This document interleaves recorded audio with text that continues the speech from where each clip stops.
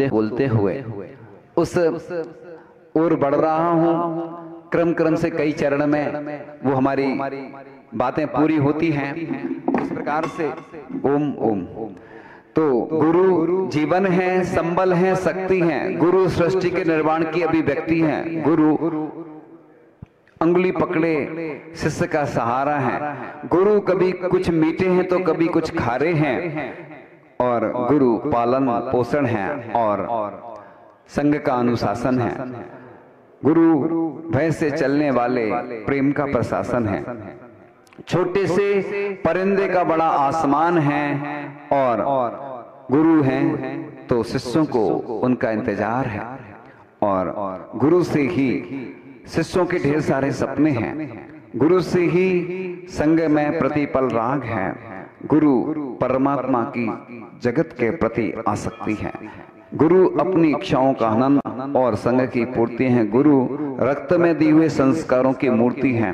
गुरु एक जीवन को जीवन दान है। गुरु दुनिया दिखाने का एहसास है। गुरु सुरक्षा है अगर उनका सिर पर हाथ है, और क्योंकि गुरु की कमी को कोई पाट नहीं सकता, और ईश्वर भी इनके आशीषों को काट नहीं सकता।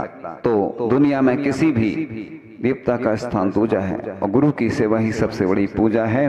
यदि शिष्य के होते हुए गुरु आदि असमर्थ हैं, वो खुशनसीब होते हैं जिनके ऊपर गुरु के लाखों करोड़ों हाथ होते हैं, क्योंकि गुरु के आशीषों के करोड़ों हाथ होते हैं। और गुरु जिनके साथ होते हैं, जिनकी कृपा, गुरु की कृपा जिनके साथ होती है, बड़े पुण्यशाली होते हैं। तो बस इस प्रकार से गुरु की कृपा को अपन कह नहीं सकते। और मुनि श्री धर्मसागर जी की पंक्तियों के साथ बात करते हैं कि शरद पूनम कौजियारा सारी जगती पे छाया, सद लगा के आंगने में पूर्व चंदा उतर आया, हुए पुलकित नयन सबके छाई खुशियां हर एक मन में, द्वितीय पुत्र संग सबने अद्वितीय संत भी पाया। तो बस ऐसे आचार्य भगवान जिन्होंने कहा था कि अपनी आत्म साधना के बल पर स्वतंत्र और समता के जीवन मूल प्रस्तुत करके संपूर्ण मानवता को एक सूत्र में बांधा था। उनके त्याग और संयम में सिद्धांतों और अन्य सुख शांति की सुगंध सुवासित हो रही। जीवन में आस्था और विश्वास, चारित्र और निर्मल ज्ञान तथा अहिंसा को बल देने वाला देने वाले वह शिखर पुरुष थे, और जिनकी ओज और माधुर्यपूर्ण बाड़ी में रजुता, व्यक्तित्व में समता, जीने में सादगी की त्रिवेणी थी। सब जीवों के प्रति मित्रवत, क्योंकि लिखा ही है वो समता के धनी थे। कई बार आचार्य ऋषि को कितने भी कष्ट आते रहते थे, वो समता से सहन करते जाते थे। बहुत सारे ऐसे उनको विकल्प आते थे।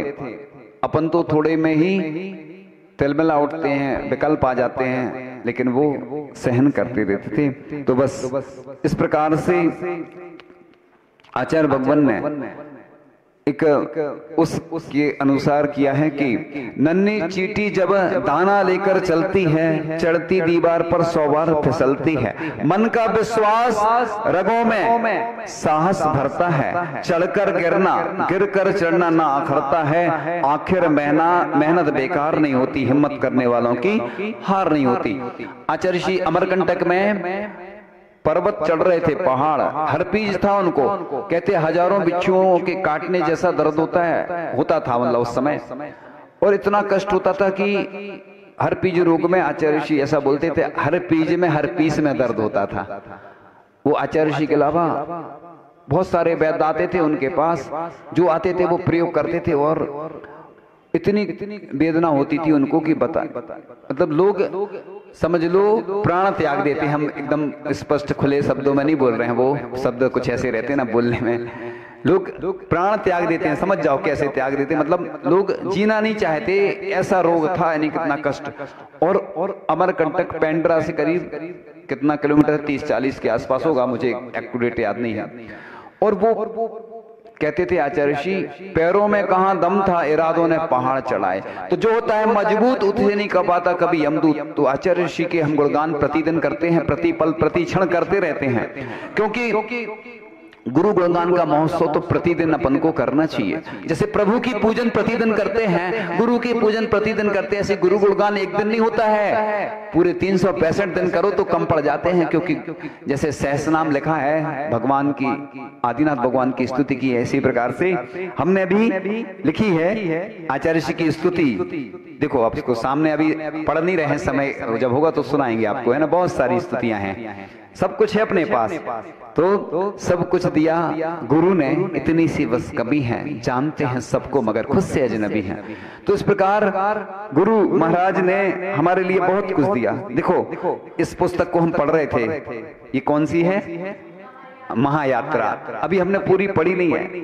आचार्य ऋषि की महायात्रा कैसे संपन्न हुई इसके बारे में भी बताएंगे। क्या है, मेरे पास जितना समय होता है मैं उतना ही बता पाता हूं, क्योंकि अब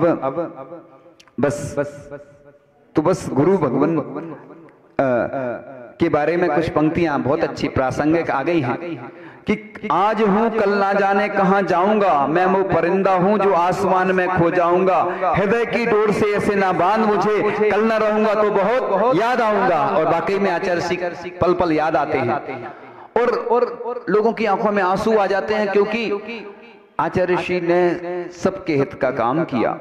सबको मालूम है जन जन उनसे प्रभावित था। तो आचार्य भगवान किसी एक के नहीं थे, किसी भले ही लोग कोई मानते हो, लेकिन आचार्य ऋषि सबके हृदय में लाखों करोड़ों हृदयों में आज भी वास करते हो, पहले भी वो वास करते थे। तो इस प्रकार से गुरुदेव सामने हो ना हो, मन में सूरत उनकी डोलती है, वे बोलते हैं सो बोलते हैं, तस्वीर भी उनकी बोलती है। तो उनकी तस्वीर भी बोलते ना, बोलती हुई तस्वीर, यानी कई कलम के सिपाही होते ना, कलम से लिखते हैं, उनकी कलम बोलती है। ऐसे ही आचार्य ऋषि तो बोलते थे, अब नहीं है, वो मौन हो गया अब, लेकिन उनकी तस्वीर भी बोलती है।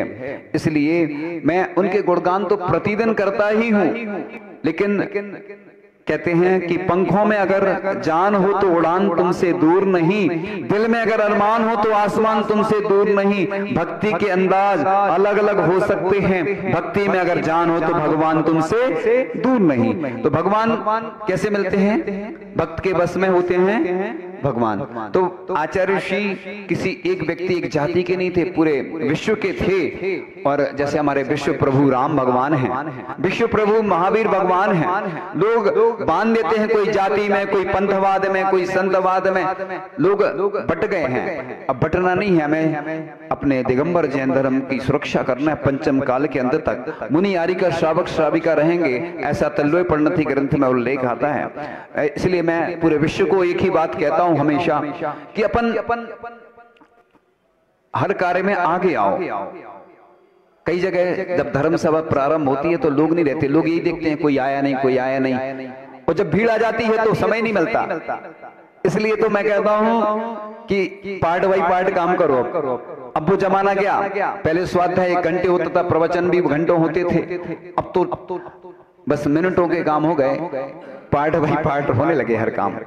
इसलिए कब क्या समस्या आ जाए कोई भरोसा नहीं। अंतराय कर्म, लोग सोचते हैं मैं ऐसा करूंगा, दान करूंगा। एक व्यक्ति थे, मुझे याद आ गया, चूंकि प्रसंग तो दीक्षा का ही सुनाना, लेकिन अच्छा प्रसंग है और याद आ गया तो बता। एक व्यक्ति ने स्वर्ण के कलश बनवाए, हमने बोला एक करना, एक नहीं बोले 2 करेंगे। और फिर मुनि श्री विमल सागर जी ने प्रेरणा दी तो 4 कलश स्वर्ण के उनने घोषणा कर दी और कलश आ भी गए बनकर, स्वर्ण कलश अभिषेक वाले छोटे छोटे, और बन के आ गए। उन्होंने देख भी लिए और चले गए, वो मृत्यु हो गई उनकी। तो महाराज जी कई बार उदाहरण देते कि वो ऊपर जाके अभिषेक कर रहे होंगे। इसलिए कर लो सो काम, भज लो सो राम। जीवन का कोई भरोसा नहीं, कब क्या हो जाए। लोग सोचते मैं ये करूंगा वो करूंगा, बस रह जाता सब यही, और बस फिर स्मृति शेष, वही विशेष क्या लिखा जाता, फिर स्वर्गीय हो गए। पहले लिखते थे स्वर्गीय, अब स्मृति शेष लिखते हैं। क्यों? अब वो है ही नहीं व्यक्ति। तो बस इसलिए जो भी अच्छे कार्य हैं वो करते रहना चाहिए। मांगलिक महोत्सव अपन प्रतिदिन मनाएं। ये कोई तिथि से नहीं होता है, अतिथि की ना तो कोई तिथि होती है। लोगों को यही भावना रहती है कि रक्षाबंधन के दिन आए, दीपावली के दिन आए, हमारे यहाँ विशेष दिन आए।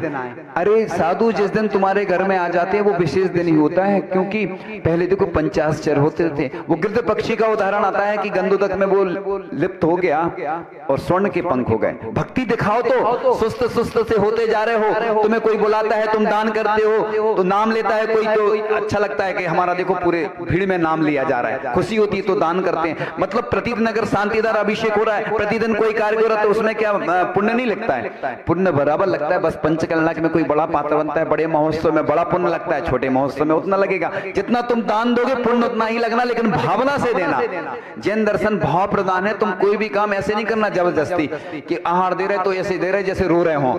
आजकल यही होने लगा। हम देखते हैं लोगों को, जैसे कहीं बैठने जाते ना तो कैसे उदासीन से जाते था, ऐसी आजकल धर्मसभा में, आजकल धर्मसभा रही नहीं, मंगलमय वातावरण रहता ही नहीं लोगों में। जाने क्या हो रहा है कि ऐसी उदासीनता सी आ रही है, जैसे कहीं हमें समझ में आता है ना, क्योंकि जैसे बैठने जाते ना तो उदासीन से रहते।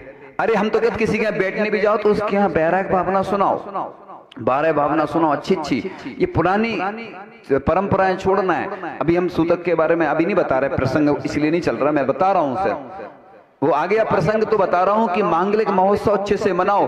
कोई तुम्हें बुलाए चाहे नहीं बुलाए, खुद आ जाओ ना, कोई निमंत्रण देगा। भगवान का दरबार सबके लिए खुला है, गुरु का दरबार, प्रभु का दरबार सबके लिए खुला होता है। आप आओ, सेवा करो गौशाला में। ये थोड़ी किसी को बुलाया जाएगा, निमंत्रण दिया जाएगा, कार्ड दिया जाएगा। लोगों की आदत से पड़ गई है कि जब तक कोई शादी का कार्ड नहीं देगा तो जाएंगे नहीं। हमें तो कोई शादी का कार्ड नहीं था, हम और देता भी है तो जाते क्या, हम नहीं जाएंगे ना। और तुम्हें कोई नहीं देगा तो तुम बुरा मान जाओगे, हमें देता तो हमें बुरा लगता है कि अरे यार जी शादी का कार्ड दे रहे। हम हमारे पास आते हैं लोग आशीर्वाद मांग रहे, महाराज जी शादी हो जाए आशीर्वाद दे दो। मैं कहता हूं मैं शादी को कैसे दूंगा आशीर्वाद? गाड़ी, महाराज जी गाड़ी को आशीर्वाद दे दो। तो गाड़ी को मैं कैसे दूंगा, क्योंकि उससे क्या क्या होगा। इसलिए मैं उस व्यक्ति को आशीर्वाद देता हूं और मैं हर व्यक्ति का भला सोचता हूं। कोई भी आता है, रोगी आए, परेशान व्यक्ति आए तो मैं मदद करता हूं, लेकिन मेरी भी तो अनुकूलता रहती है, मुझे भी सब देखना पड़ता है।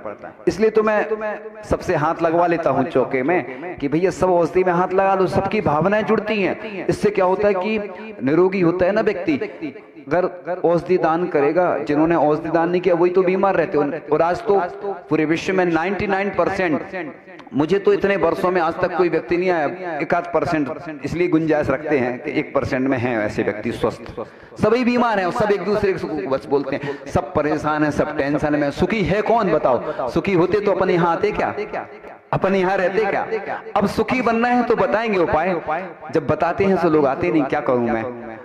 जब मेरे पास समय रहता है तो लोग नहीं रहते, और जब लोग रहते तो समय नहीं रहता। मेरे दोनों विरोधी हैं, मेरे दोनों विरोधी हैं। मैं संघ में था और अमरकंटक का मुझे याद है, जहां तक छोटा सा कमरा था, और चूंकि मैं सुनाता रहता था, लोगों को अच्छा लगता था तो लोग बैठ जाते थे। कमरा फुल हो जाता था, लोग बाहर खड़े रहते थे, महाराज जी आप हॉल में बैठा करो। मैंने कहा देखो यही तो है संसार की स्थिति कि जब मैं हॉल में बैठता हूं तो लोग नहीं रहते हैं। रहते तो ऐसा नहीं बोल रहा हूं मैं, रहते हैं, सुनते हैं लोग, पूरे देश विदेश के लोग सुनते, मुझे इसलिए चिंता नहीं रहती, मैं परवाह करता ही नहीं हूं। मैंने शुरू से संघर्ष किया। गांधी जी और भरणी जी का उदाहरण मैंने दिया था ना, ऐसी मैं भी जिंदगी भर संघर्ष करता, इसलिए मुझे डर नहीं लगता किसी व्यक्ति से। मैं तो काम करता चला जाता हूं। मैं ये नहीं सोचता हूं कोई आए चाहे नहीं आए, अब बोलना तो पड़ता है, इसलिए मैं सबको निमंत्रण देता हूं। देखो मैं जब भी कोई अनुष्ठान होता है तो क्या बोलता हूं मैं, देखो बताता हूं आपको भी। देखो कि जैसे भगवान पार्श्वनाथ का मोक्ष कल्याणक मनाना है, रक्षाबंधन मनाना है, तो कैसे मनाना है? तो बस अपन जिस घड़ी जिस पल की प्रतीक्षा थी, जिस महोत्सव का स्वप्न हम सभी ने देखा था, वह घड़ी आज हमारे द्वार खटखटा रही है। हम उस घड़ी उस पल के लिए आतुर हैं, क्योंकि प्रभु भावों से ही मंदिर का निर्माण होता है। साथ ही हमारी श्रद्धा समर्पण स्वरूप सम्यक दर्शन की ज्योति को प्रकट करने का महोत्सव है। धर्म रूपी तीर्थ का प्रवर्तन करने वाले तीर्थंकर के जीवन की जो घटनाएं होती हैं, बस ऐसे अपन बुलाते हैं। तो क्या बोलते हैं? नैना भीगे भीगे जाएं, खुशी कैसे ये छुपाएं, प्रभु आएंगे मेरे मंदिर के भाग जब खुले जाएंगे, प्रभु आएंगे। मेरे हृदय के भाग, हृदय रूपी मंदिर है, अपन स्थापना करते हैं तो भगवान तो रहते हैं सामने, पर स्थापना करने की क्या आवश्यकता है। स्थापना इसलिए की जाती है, ये मैं अपने शब्दों में बता रहा हूँ, क्योंकि लोग विवाद करते हैं, वो महाराज जी ने ऐसा बोल दिया, इसलिए मैं विवाद से बहुत बचता हूँ, क्योंकि आजकल बहुत खतरनाक चीजें हैं, तो इसलिए अच्छी बातें पहुंचाना भी जरूरी है। लेकिन लोग, इसलिए मैं बता रहा हूँ, हृदय रूपी कमलासन अपन भगवान को देते हैं। हे भगवान, जैसे कोई घर में आता है तो सोफा पे बैठालते, आइए बैठिए, है ना, ऐसे ही भगवान तो दूर रहते हैं। छोटी प्रतिमा रहती है, पंचकलड़क आदि में देखा होगा, विधान में दूर रहती इतनी, क्योंकि उधर इतनी बड़ी प्रतिमा तो ले नहीं जाएंगे, तो छोटी प्रतिमा रहती है। तो अपन भगवान को हृदय रूपी सिंहासन पर बैठा विराजमान करते हैं। भगवान आप मेरे हृदय में आइए। तो ये भक्त की भावना होती है, तो एक तरीके होते हैं। तो इसलिए अपन को प्रतिदिन ऐसे ही महोत्सव मनाना चाहिए, क्योंकि लोगों को अपना जन्मदिन मनाने में, वैलेंटाइन डे मनाने में, अपनी मैरिज एनिवर्सरी मनाने में, एक मैं उदाहरण दे रहा हूँ, चूंकि अभी चल तो रहा दीक्षा का प्रसंग पाठ वही पाठ, लेकिन एक याद आ गया। आचार्य श्री ने एक बार चंद्रगिरी में बहुत अच्छी बात कही थी कि बूढ़े बूढ़े हो जाते, 75 साल के डोकरा डोकरिया बोलते ना, और वो मनाते ना, मेहंदी रचाते हैं, शादी होती है, बरमाला होता है। जब वैराग्य की स्थिति आती है, एक स्थान पर किसी से कहा कि भैया ऐसे ऐसे काम नहीं करना, लेकिन उन्होंने वही किए, सबको बुलाए। अरे तुम्हें अपना जन्मदिन मनाना है, तुम्हें अपना मैरिज एनिवर्सरी मनाना है, तो शास्त्र दान करो, उतने साल के हो गए, उतने कलशों से अभिषेक करो, शास्त्र दान करो, श्रीफल चढ़ाओ, आरती, मांगलिक क्रियाएं करने में कोई बाधा नहीं है। लेकिन वैराग्य जब होना है, 75 साल की डोकरा डोकरिया बरमाला डाल रहे, अभी नए नए लड़के बेचारे विवाह नहीं हो रहा उनका, हम पूरे देश की स्थिति खराब है, लड़कों की शादी एक नहीं हो रही, तुम दूसरी शादी कर रहे। ये तो सब भारतीय संस्कृति नहीं, जैन संस्कृति खिलाफ है। और ऐसे लोग में, ऐसे कार्य में जो शामिल होता है वो भी दोषी है। तुम्हारे कोई रिश्तेदारों बुराई हो जाए, चिंता नहीं करो, तुम हमारे पास आ जाना, हम तुम्हारी तारीफ कर देंगे। कि देखो ऐसे भी लोग हैं जो नहीं गए, तुम लोग उनसे डर जाते कि हम बुरा मान जाएंगे। देखो नियम ले लेना कि हम 13वीं में भी नहीं जाएंगे भोजन करने आदि, वो जो नियम है वो बता रहा हूं मैं, ऐसा नहीं कह रहा हूं, उसका बता रहा हूं। ऐसे ही इस मैरिज एनिवर्सरी में नहीं जाना चाहिए अपन को, ना मनाना चाहिए। अच्छे से करना तो विधान करो, अच्छा शास्त्र दान करो, अच्छे शास्त्र प्रकाशन कराओ, ताम्र पत्र, रजत पत्र, स्वर्ण पत्र, ताड़ पत्र, जिससे हजारों साल तक हमारी जिनवाणी सुरक्षित रहेगी। हम तो चले जाएंगे, लेकिन वो जिनवाणी अमर हो जाएगी। इसलिए तो अपन धातुओं की प्रतिमाएं बनाते हैं कि धातुएं कभी नष्ट नहीं होती हैं। पाषाण की तो इसलिए बनाते कि वो व्यवस्था नहीं हो पाती है कोई कारण से, वो बात अलग है।